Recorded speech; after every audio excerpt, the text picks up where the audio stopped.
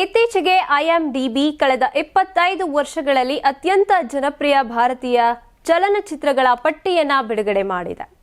ಮೊದಲನೇದಾಗಿ ಐಎಂಡಿಬಿ ಅಂದ್ರೆ internet movie database ಅಂದ್ರೆ ಜಗತ್ತಿನ ಅತಿ ದೊಡ್ಡ ಸಿನಿಮಾ ವೆಬ್ ಸೀರೀಸ್ ಡೇಟಾಬೇಸ್ ಇದರಲ್ಲಿ ಇರುತ್ತೆ. ಸಿನಿಮಾಗಳ ಕ್ಯಾಸ್ಟ್, ಕ್ರೂ, ಸಾಂಗ್ಸ್, ರಿವ್ಯೂಸ್, ರೇಟಿಂಗ್ಸ್, ಟ್ರಿವಿಯಾ ಎಲ್ಲವೂ ಕೂಡ ಇದರಲ್ಲಿ ಸಿಗುತ್ತೆ. ಇನ್ನು ಯಾವ ಸಿನಿಮಾ ಎಷ್ಟು ಜನಪ್ರಿಯ ಅನ್ನೋದು ಪೇಜ್ ರಿವ್ಯೂಸ್, ರೇಟಿಂಗ್ಸ್ ಆಧಾರಿತವಾಗಿ ಕೊಟ್ಟಿರ್ತಾರೆ ಇದರಲ್ಲಿ. ಇನ್ನು ಪ್ರೇಕ್ಷಕರ ಪ್ರೀತಿ, ಅಭಿಮಾನಿಗಳ ಹುಡುಕಾಟ, ಕಾಲಾವಕಾಶದ ಮಟ್ಟಿಗೆ ಸಿನಿಮಾ ಸಸ್ಟೈನ್ ಆದದ್ದು ಐಎಂಡಿಬಿ ಲಿಸ್ಟ್ನಲ್ಲಿ ದೊಡ್ಡ ಕ್ರೈಟೀರಿಯಾ ಆಗಿರುತ್ತೆ. ಓಕೆ, ಈಗ coming to the main topic. ಈ ವೇದಿಕೆ ಅಂದ್ರೆ ಐಎಂಡಿಬಿ ವೇದಿಕೆ ಜನವರಿ 1, 2000ದಿಂದ ಆಗಸ್ಟ್ 31, 2025 ನಡುವೆ ಪ್ರತಿ ವರ್ಷ ಬಿಡುಗಡೆಯಾದ ಟಾಪ್ 5 ಭಾರತೀಯ ಚಲನಚಿತ್ರಗಳನ್ನ ಗುರುತಿಸಿದೆ. ಇದರಿಂದ ಅನುರಾಗ್ ಕಶ್ಯಪ್ ಹಾಗೇನೆ ಶಾರುಖ್ ಖಾನ್ ಹೆಚ್ಚು ಸಂಭ್ರಮದಲ್ಲಿ ಇರುವಂತಹ ಸಂದರ್ಭ ಬಂದಿದೆ. ಯಾಕಂದ್ರೆ ಐಎಂಡಿಬಿ ಬಿಡುಗಡೆ ಮಾಡಿದ ಕಳೆದ 25 ವರ್ಷಗಳ ಅತ್ಯಂತ ಜನಪ್ರಿಯ ಭಾರತೀಯ ಚಿತ್ರಗಳ ಪಟ್ಟಿಯಲ್ಲಿ ಇವರ ಸಿನಿಮಾಗಳು ಪ್ರಮುಖವಾಗಿ ಸ್ಥಾನವನ್ನ ಪಡೆದಿವೆ. ಹಾಗೇನೆ ಸೌತ್ ಇಂಡಿಯಾದ ಒಂದು ಮೂವೀಸ್ ಏನಿದಾವೆ, ಸೌತ್ ಮೂವೀಸು ಹೆಚ್ಚು ಲಿಸ್ಟ್ ಅಲ್ಲಿ ಕಾಣಿಸ್ತವೆ. ಹಾಗೇನೆ ನಮ್ಮ ಕನ್ನಡದ KGF ಸಿನಿಮಾ ಕೂಡ ಈ ಲಿಸ್ಟ್ ಅಲ್ಲಿ ಇರೋದು ನಿಜವಾಗ್ಲೂ ಕನ್ನಡಿಗರಿಗೆ ಖುಷಿ ಪಡುವಂತ ಸುದ್ದಿ. ಲಿಸ್ಟ್ ಅನ್ನ ನೋಡ್ತಾ ಹೋಗೋದಾದ್ರೆ ಐಎಂಡಿಬಿ 2000 ಜನವರಿ 1ರಿಂದ 2025 ಆಗಸ್ಟ್ 31ರವರೆಗೆ ಪ್ರತಿ ವರ್ಷ ಬಿಡುಗಡೆಯಾಗಿದ್ದಂತಹ ಚಿತ್ರಗಳಲ್ಲಿ 5 ಅತ್ಯಂತ ಜನಪ್ರಿಯ ಸಿನಿಮಾಗಳನ್ನ ಆಯ್ಕೆ ಮಾಡಿ ಅವುಗಳ ಆಲ್ ಟೈಮ್ ಪೇಜ್ ವ್ಯೂಸ್ ಆಧಾರದ ಮೇಲೆ ರ್ಯಾಂಕ್ ಪಟ್ಟಿಯನ್ನ ಮಾಡಿದೆ. ಒಟ್ಟಾರೆಯಾಗಿ 130 ಸಿನಿಮಾಗಳನ್ನ ಒಳಗೊಂಡಂತ ಈ ವರದಿಯನ್ನ ಡೇಟಾ ಸೆಟ್ ಅಂತ ಕೂಡ ಕರೀಲಾಗುತ್ತೆ. 2000ದಿಂದ 2005ರವರೆಗಿನ ಟಾಪ್ ಸಿನಿಮಾಗಳಲ್ಲಿ ಎಲ್ಲವೂ ಕೂಡ ಶಾರುಖ್ ಖಾನ್ ನಾಯಕನಾಗಿ ಇರುವಂತ ಸಿನಿಮಾಗಳೇ ಆಗಿವೆ. ಆದ್ರೆ SS ರಾಜಮೌಳಿ ಅವರು 2 ಬಾಹುಬಲಿ ಸಿನಿಮಾಗಳ ನಂತರ ಹಿಂದಿ ಸೇರಿ ಹೊರಗಿನ ಭಾಷೆಯ ಚಿತ್ರಗಳ ಪ್ರಭಾವ ಹೆಚ್ಚಾಗಿರುವಂಥದ್ದು. ಇನ್ನು ಐಎಂಡಿಬಿ ತನ್ನ ವರದಿಯಲ್ಲಿ ಸಸ್ಟೈನ್ ರಿಲಿವೆನ್ಸ್ ಅಂದ್ರೆ ಬಿಡುಗಡೆಯಾದ ನಂತರನೂ ಕೂಡ 5 ವರ್ಷಗಳ ಕಾಲ ಜನಪ್ರಿಯತೆಯನ್ನ ಕಾಪಾಡಿಕೊಂಡಿದ್ದಂತಹ ಚಿತ್ರಗಳ ಪಟ್ಟಿಯನ್ನು ಕೂಡ ಬಿಡುಗಡೆ ಮಾಡಿದೆ. ಈ ಪಟ್ಟಿಯಲ್ಲಿ 2020ರ ಮೊದಲ ಬಿಡುಗಡೆಯಾದ ಚಿತ್ರಗಳನ್ನೇ ಕೂಡ ಸೇರಿಸಲಾಗಿತ್ತು. ಇನ್ನು ಇದರಲ್ಲಿ ಅಗ್ರಸ್ಥಾನ ಪಡೆದಿದ್ದು ಅನುರಾಗ್ ಕಶ್ಯಪ್ ನಿರ್ದೇಶನದ ಗ್ಯಾಂಗ್ಸ್ ಆಫ್ ವಾಸೇಪುರ. ಇನ್ನು ವರ್ಷಗಳ ಬಳಿಕ ಮತ್ತೆ ಜನರ ಆಸಕ್ತಿ ಸೆಳೆದ ಸಿನಿಮಾಗಳಲ್ಲಿ ವಿರುಮಂಡಿ ಅಂದ್ರೆ 2004ರಲ್ಲಿ ಇದು ರಿಲೀಸ್ ಆಗಿತ್ತು. ಬ್ಯಾಂಗ್ಳೂರ್ ಡೇಸ್ 2014ರಲ್ಲಿ ತೆರೆ ಕಂಡು, ಹಾಗೆಯೇ ಮಸಾನ್ 2015ರಲ್ಲಿ ತೆರೆ ಕಂಡಂತಹ ಸಿನಿಮಾ. ಇನ್ನು ಪ್ರೇಮಂ 2015ರಲ್ಲಿ ತೆರೆ ಕಂಡಿತ್ತು. ಬರೇಲಿ ಕಿ ಬರ್ಫಿ 2017ರಲ್ಲಿ ಇದು ರಿಲೀಸ್ ಆಗಿತ್ತು.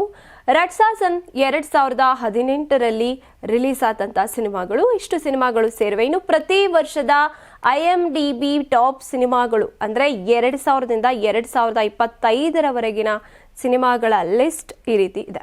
2000ದಲ್ಲಿ ಮೊಹಬ್ಬತೇನ್, 2001ರಲ್ಲಿ ತೆರೆ ಕಂಡ ಕಬಿ ಖುಷಿ ಕಬಿ ಘಮ್.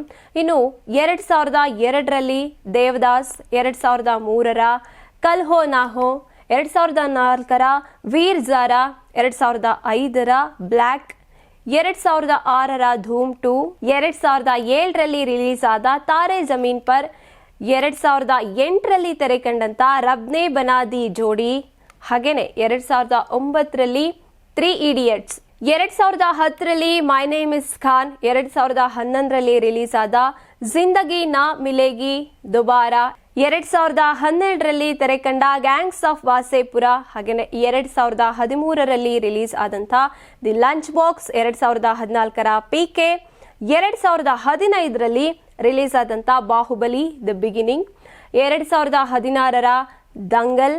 ಇನ್ನು 2017ರಲ್ಲಿ ಬಾಹುಬಲಿ 2 ದಿ ಕನ್ಕ್ಲೂಷನ್ ಅನ್ನುವಂಥ ಸಿನಿಮಾ, 2018ರಲ್ಲಿ KGF ಚಾಪ್ಟರ್ 1, 2019ರಲ್ಲಿ ಉರಿ ದಿ ಸರ್ಜಿಕಲ್ ಸ್ಟ್ರೈಕ್, 2020ರಲ್ಲಿ ರಿಲೀಸ್ ಆದ ದಿಲ್ ಬೇಚಾರ. ಇನ್ನು 2021ರಲ್ಲಿ ಪುಷ್ಪ ದಿ ರೈಸ್. 2022ಕ್ಕೆ ಬಂದ್ರೆ KGF ಚಾಪ್ಟರ್ 2, 2023ರಲ್ಲಿ ಆನಿಮಲ್, 2024ರಲ್ಲಿ ಪುಷ್ಪ 2 ದಿ ರೂಲ್, ಹಾಗೇನೆ 2025ರಲ್ಲಿ ಸಯ್ಯಾರ ಸಿನಿಮಾ. ಕಳೆದ 25 ವರ್ಷಗಳಲ್ಲಿ ಶಾರುಖ್ ಖಾನ್ 7 ಬಾರಿ ಐಎಂಡಿಬಿ ವಾರ್ಷಿಕ ಟಾಪ್ ಸಿನಿಮಾದ ನಾಯಕರಾಗಿದ್ದಾರೆ.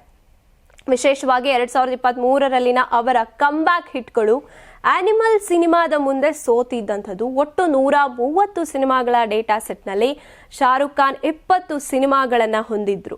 ಅವರ ನಂತರ ಅಮೀರ್ ಖಾನ್ ಮತ್ತೆ ಹೃತಿಕ್ ರೋಷನ್ ತಲಾ 11 ಸಿನಿಮಾಗಳೊಂದಿಗೆ ಮುಂದಿದ್ದಾರೆ. ಇನ್ನು ದೀಪಿಕಾ ಪಡುಕೋಣೆ ಅತ್ಯಂತ ಜನಪ್ರಿಯ ನಟಿಯಾಗಿದ್ದು 10 ಸಿನಿಮಾಗಳಲ್ಲಿ ಸ್ಥಾನ ಪಡ್ಕೊಂಡಿದ್ದಾರೆ.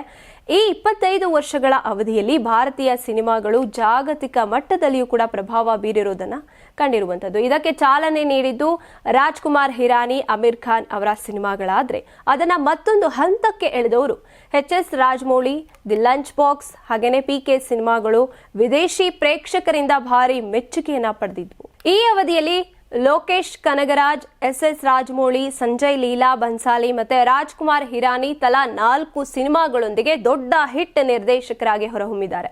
ಇನ್ನು 2025ರಲ್ಲಿ ಇನ್ನೊಂದು ಬದಲಾವಣೆ ಕಂಡು ಬಂದಿದೆ. ಹೊಸಬ್ರು ನಟಿಸಿದಂತ ಸಯ್ಯಾರ IMDb ಪಟ್ಟಿಯಲ್ಲಿ ಟಾಪ್ ಆಗಿ ಚಾವಾ, ಮಹಾವತಾರ, ನರಸಿಂಹ, ಡ್ರ್ಯಾಗನ್, ಕೂಲಿ ಸಿನಿಮಾಗಳನ್ನ ಹಿಂದಿಕ್ಕಿದೆ.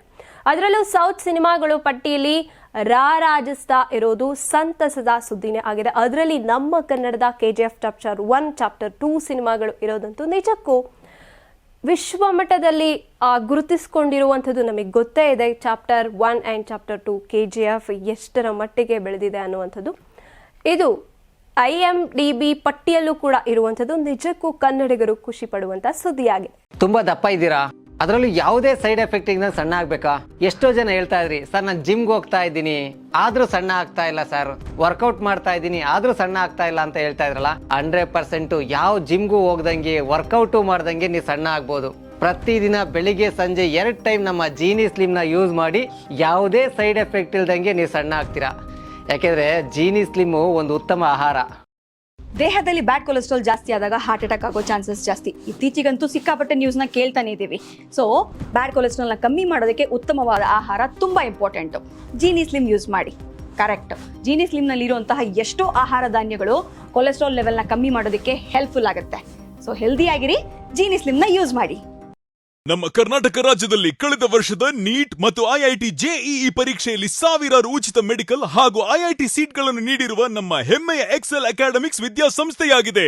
1 ವರ್ಷದ ಲಾಂಗ್ ಟರ್ಮ್ ನೀಟ್, CET ಮತ್ತು IIT JEE ದಾಖಲಾತಿ ಪ್ರಾರಂಭವಾಗಿದೆ. ಮೆಡಿಕಲ್ ಅಂದರೆ ಎಕ್ಸೆಲ್, ಎಕ್ಸೆಲ್ ಅಂದ್ರೆ ಮೆಡಿಕಲ್.